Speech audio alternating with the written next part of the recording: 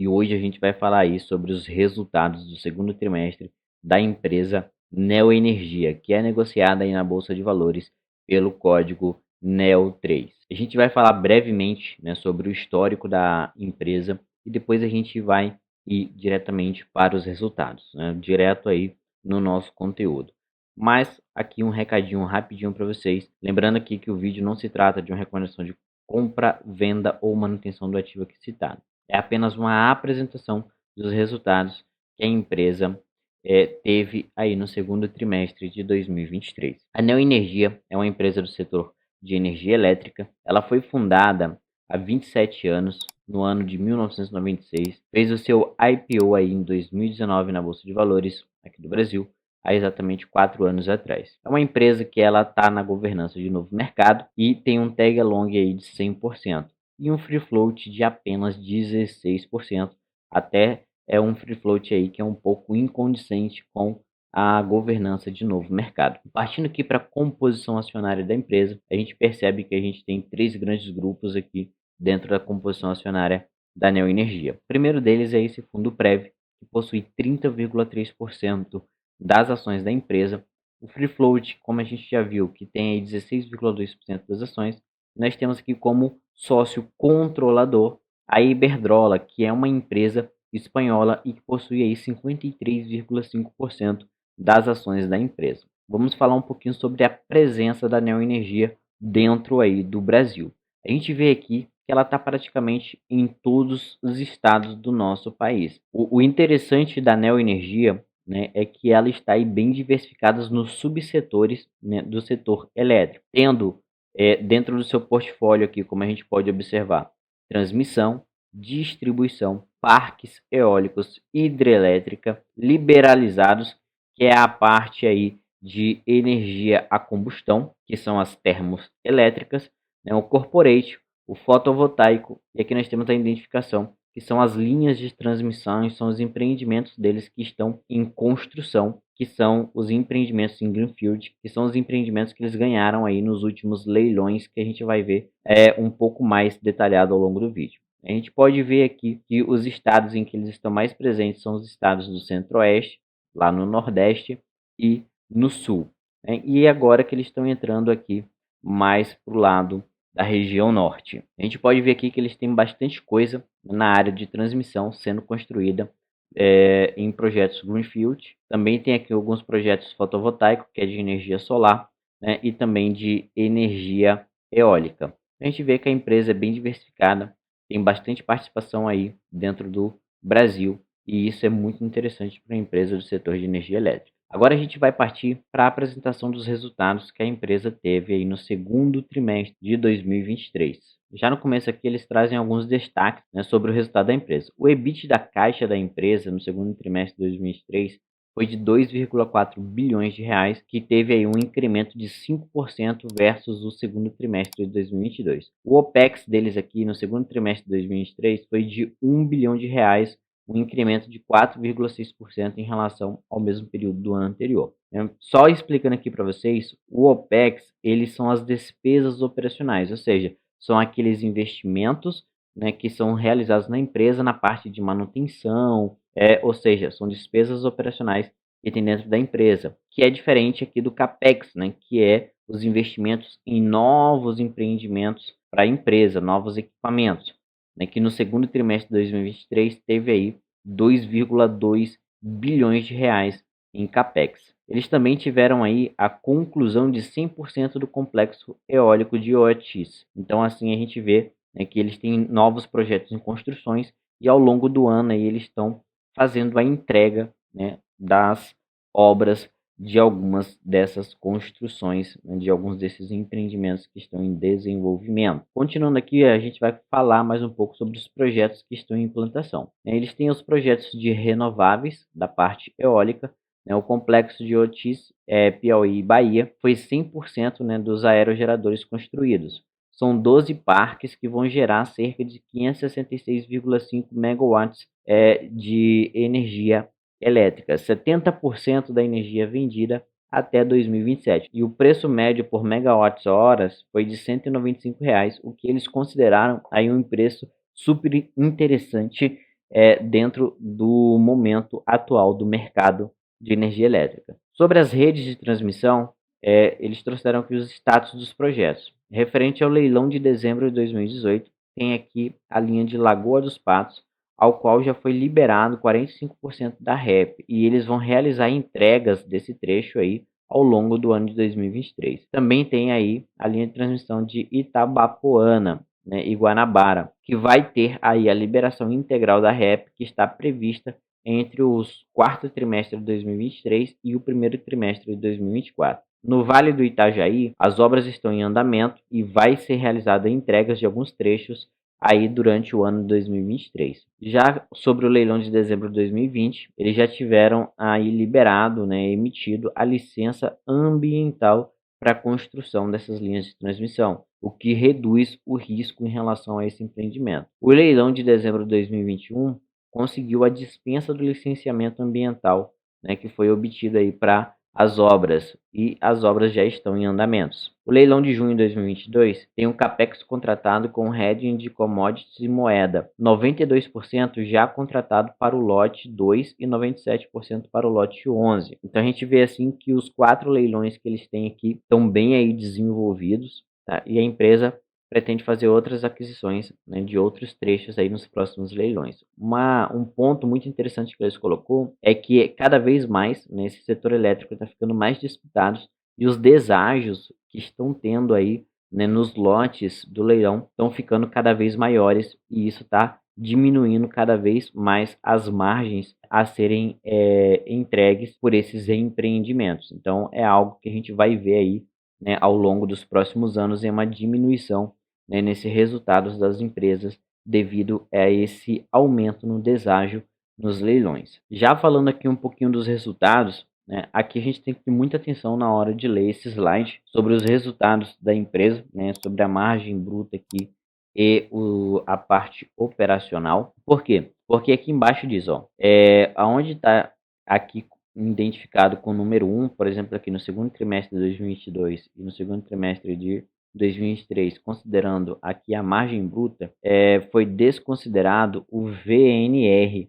que é o valor novo de reposição, que é um efeito não caixa que a empresa sofre, e também o IFRS 15. Então, por isso que a gente tem dois númerozinhos aqui. Se a gente considerar aqui com o efeito do VNR e do IFRS, a gente teve uma queda de 8% na margem bruta da empresa, né, em relação ao mesmo período do ano passado, que é o segundo trimestre. Se a gente considerar o VNR e o IFRS, a empresa teve aí um incremento de 6% na margem bruta. Se a gente olhar para o semestral, né, teve aqui um crescimento de 3%, não considerando, né, e desconsiderando, ele teve aqui um aumento de 8%. Quando a gente vem para as despesas operacionais, eles falam aqui que as despesas elas normalizaram, né, os novos lotes de transmissões e projetos renováveis. O crescimento é de 4,6% no segundo trimestre de 2023 e 6,1% nos 6 meses de 2023, em linha com a inflação, absorvendo o maior número de clientes, né? Então, eles tiveram um crescimento nas despesas operacionais bem próximo ali do que foi a inflação. Então, a mesma coisa aqui, número 2 aqui, ó, desconsidera novos ativos de transmissão renováveis. Então, aqui onde está tracejado, ele faz o que? Ele desconsidera os novos ativos de transmissão e renováveis, o que daria uma despesa operacional aí de 4,6%. Considerando esses novos ativos e os renováveis, o aumento na despesa foi de 5,1% em relação ao segundo trimestre do ano de 2022. Né? Quando a gente fala aqui do primeiro semestre de 2023 em relação ao primeiro semestre de 2022, desconsiderando, né, os novos ativos de transmissões e os renováveis, ele teve um incremento na despesa operacional de 6,1%. E considerando os novos ativos de transmissão e os renováveis, ele teve um crescimento na despesa de 7%. Quando a gente vem para os resultados, né, no segundo trimestre, olhando para o EBITDA da caixa e o lucro líquido, né, a gente também tem mais uma nota aqui, que eles também aqui no EBITDA da caixa, eles desconsideram o VNR o IFRS 15 e os efeitos não caixa de operações corporativas. Olhando para o EBITDA aqui, eles tiveram uma queda de 17% no EBITDA nesse segundo trimestre de 2023 em relação, né, ao segundo trimestre de 2022. Olhando para o semestre, né, eles tiveram uma queda de 2% no EBITDA. Quando a gente fala do EBITDA da caixa, né, lembrando lá sobre a desconsideração do VNR, IFRS e outros efeitos não caixa, a gente percebe que a empresa teve aqui um incremento de 5% no seu EBIT da caixa em relação, né, ao mesmo período do ano anterior, falando trimestralmente. Quando a gente olha para o semestre, essa diferença foi de 6%. Já quando a gente olha aqui para o lucro líquido da empresa, a gente observa aqui no trimestre uma queda de 32%, né, em relação ao mesmo período do ano anterior. Quando a gente olha para o semestre, essa queda é de 15%, saindo lá de um lucro líquido de 2,2 bilhões de reais no semestre para um lucro líquido de 1,9 bilhões de reais. Os destaques aqui, né, vai para o EBIT da caixa, positivamente impactado pela maior margem bruta e despesas controladas. O lucro líquido, né, teve um impacto negativo da maior despesa financeira em decorrência do aumento dos juros e do menor VNR, menor IPCA. A gente percebe que o resultado da empresa vem hoje principalmente da parte de redes, que representa 86,4%, o liberalizado representa aqui 4,7% e os renováveis hoje representa aí 8,9%, isso aqui falando semestralmente. Falando aqui do CAPEX da Neoenergia aí no segundo trimestre de 2023 e no semestre, né, no primeiro semestre de 2023, a gente tem um CAPEX distribuídos da seguinte forma. A parte de redes, né, leva 93,3% do CAPEX de 2,2 bilhões de reais que foram investidos aí no trimestre e 4,3 bilhões de reais acumulados aí no primeiro semestre de 2023. Os renováveis levou 6,4% desses montantes, né, e o liberalizado levou aí 0,3%. Observando aqui, né, a gente vê que no segundo trimestre foi investido na parte de rede 1,1 bilhões de reais, né, no semestre 2,3 bilhões de reais. Isso foi utilizado para a expansão da rede, na renovação de ativos, a melhoria da rede, ações de combate a perdas. E isso aqui a gente está falando na parte de distribuição.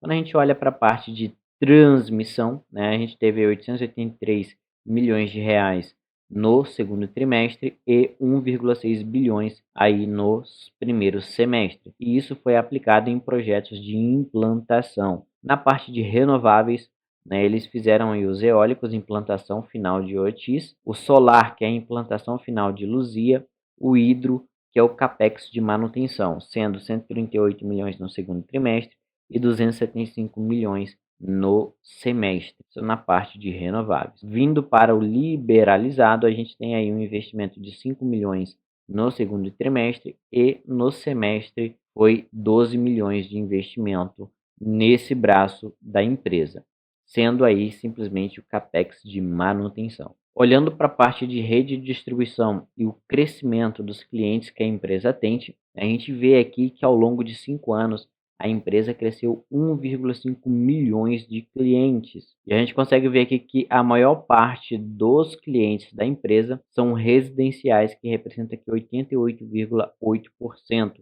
da carteira de clientes da empresa. Rural 3,2%, comercial 6,8% e industrial 0,2%. Outros aqui 1%. Quando a gente fala de energia distribuída, considerando aqui todas as cidades em que eles atuam, a gente teve aí um crescimento em 2023, no segundo trimestre, em relação ao mesmo período em 2022, de 0,7% no volume distribuído. Comparando aí o primeiro semestre de 2023 com o primeiro semestre de 2022, teve um crescimento de 0,10%. A gente vê que a energia distribuída por classe no mercado cativo e livre, né, 34,7% é residencial, 3,3% industrial, 13,6% comercial, 5,9% é rural, 11,6% outros, né, e 30,9% é livre. E não dá para falar de distribuição de energia sem falar de perdas, né? Então eles trouxeram aqui um relatório sobre as perdas nos últimos 12 meses em percentual. A gente observa aqui que eles vêm mantendo aqui o limite regulatório eles só não estão conseguindo manter esse limite regulatório em Pernambuco, aonde, né, eles estão em busca desse patamar regulatório, mas estão aqui acima, mais ou menos aí 1 ponto percentual e meio. E junto com a parte de perdas, né, vem a parte de inadimplência e arrecadação. A gente percebe aqui que eles mantêm uma média de arrecadação de 97%, considerando aqui todas as cidades de atuação. Eles têm bons níveis de arrecadação em todas as distribuidoras, mas mesmo assim, quando a gente fala aqui do PCLD, que são as perdas estimadas, né, em créditos de liquidação duvidosa, eles mantêm aqui um valor bem alto provisionado. Esses valores vêm principalmente de efeitos pontuais de falências de grandes clientes, pressão do ICMS na recomposição da tarifa sendo combatido pelas ações de cobrança. Mas a gente percebe aqui, né, olhando o trimestre mês a mês aqui no ano de 2023, esse valor ele teve um pico lá de 95 milhões em abril de 2023, mas agora ele vem sofrendo uma queda em maio e em junho, chegando ao menor patamar aí do ano de 2023 em apenas 43 milhões. Agora, vamos falar um pouquinho sobre a estrutura de capital da empresa, que é muito interessante a gente olhar para essa parte de dívida. Então, a gente percebe aqui que a estrutura de capital da empresa, né, ela tem uma dívida líquida por EBITDA hoje de 3,33 vezes. E a gente vê que a dívida dela, né, ela vem crescendo aqui com o tempo, chegou agora ao patamar aí de 38 bilhões de reais, que é uma dívida relativamente alta. Aqui eles falam sobre a dívida e o esgotamento dessa dívida, ou seja, pagamento do principal mais os juros.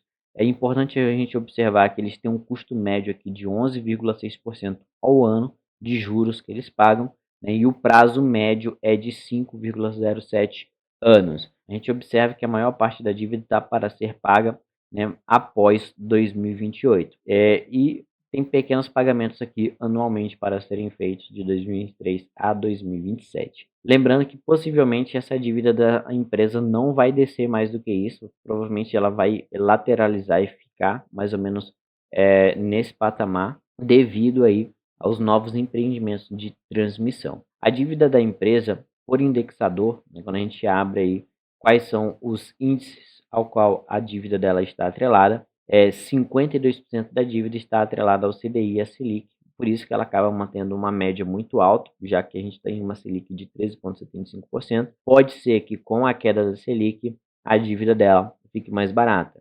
44% da dívida é em IPCA e 4% é em TJLP. Eles têm uma previsão de entrada no caixa da operação da GIC, né, no valor de 1,2 bilhões, que vai ser realizada aí no terceiro trimestre de 2023, e foi ali uma empresa que eles realizaram a venda. Para a gente finalizar aqui, vamos dar uma olhada na DRE da empresa, para a gente ver aqui de forma resumida os números. Então a gente tem aqui a receita operacional líquida da empresa, né, no segundo trimestre de 2023 de 10,5 bilhões de reais contra 9,6 bilhões de reais lá no segundo trimestre de 2022, ou seja, eles tiveram um crescimento aí na receita operacional de 9%. Quando a gente fala na margem bruta, a gente está falando aqui no segundo trimestre de 2023, quase 4 bilhões de reais de margem bruta, né, contra 4,3 bilhões de reais lá no segundo trimestre de 2022, uma queda de 8% nessa margem. A despesa operacional da empresa no trimestre foi de 1 bilhão de reais. Comparando com o ano anterior, teve aí uma queda de 5%. O EBITDA da empresa fechou aqui em 2,6 bilhões de reais, né? Comparando com o mesmo período do ano anterior, teve uma queda de 17%. Quando a gente olha para o resultado financeiro, a gente percebe que houve um impacto aí devido, né, à inflação ter se mantida mais baixa e a manutenção da Selic a altos patamares, levando em conta que a empresa tem mais de 50% da dívida ligada aí, né, ao índice de CDI e Selic. Então, aí no segundo trimestre de 2023, 1,3 bilhões de reais em resultados financeiros negativos, né, um aumento aí de 14% em relação ao resultado financeiro no mesmo período do ano anterior. Quando a gente olha para o EBITDA ajustado da empresa, que é o caixa, né, foi de 2,3 bilhões de reais, um incremento de 5% em relação ao ano anterior. A gente percebe aqui, ó, nos dados da empresa, se a gente olhar aqui nos gráficos, que fica mais legal para a gente olhar, a gente vê que a empresa tem aí uma receita líquida crescente, mas o lucro dela, né, vem se mantendo aqui num patamar andando de lado. Quando a gente olha aqui para a dívida da empresa, a gente percebe que a empresa vem crescendo bastante a sua dívida com os novos investimentos. Parece que agora vai estabilizar e começar a andar de lado, mas é uma empresa que tem aí uma dívida bruta de 42 bilhões de reais, tem apenas 5,7 bilhões de caixa e tem uma dívida líquida de 36 bilhões de reais. Então, é uma dívida bem grande aí, né, e que a empresa acaba tendo uma margem muito baixa e um resultado financeiro aí bem negativo também. Mas diga para mim aí o que vocês acham do resultado da Neoenergia. Comenta aqui para a gente se você tem empresa, o que você acha, se ela é uma boa opção de investimento ou não. Vamos conversar um pouquinho nos comentários e eu vejo vocês aí no próximo vídeo. Tchau, tchau.